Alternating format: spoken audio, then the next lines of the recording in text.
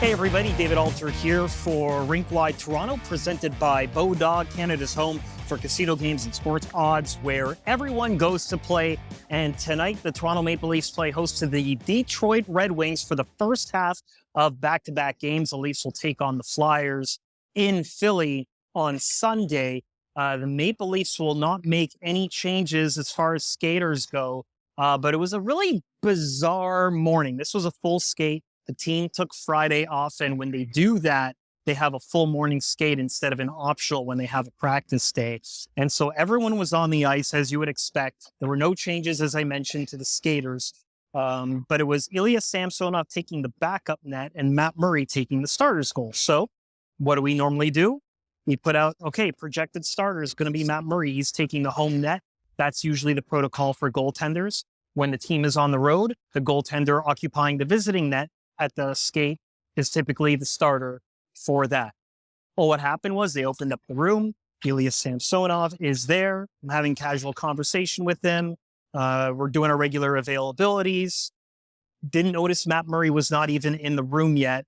We finish our availabilities in the room, and Matt Murray is getting in a lot of goaltending work, like a lot of goaltending work. He even stayed on as they flooded the ice, and it was quite a wait until we actually got confirmation, because it was really weird for the difference of who's taking the net and then who comes off the ice first, that we had to ask for confirmation. Usually we don't have to, we can tell you. So we had to change it up. It's going to be Ilya Samsonov who's going to go in net, and it'll be a chance for Samsonov to actually try and get his game back on track. He had 4 consecutive games where he posted a save percentage below 900, said he was fighting it a little bit.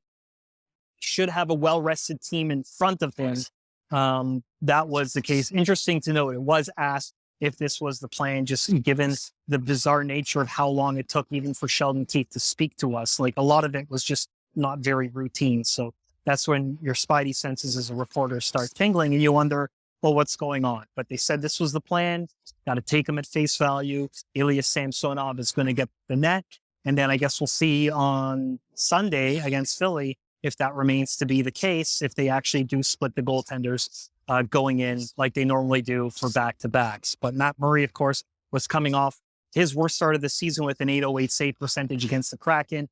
He'll have to wait at least one game, maybe more. We'll see, depending on what the status is of the goaltender, to see if he actually gets back in.